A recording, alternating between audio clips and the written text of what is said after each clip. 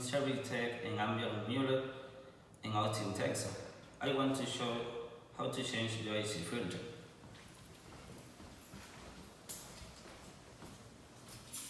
The home key opens and closes the AC and the water here.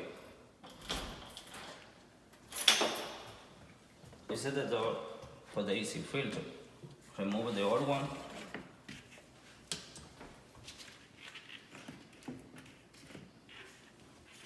Right here, make sure you put it with the arrow up because it's the flow air is coming through.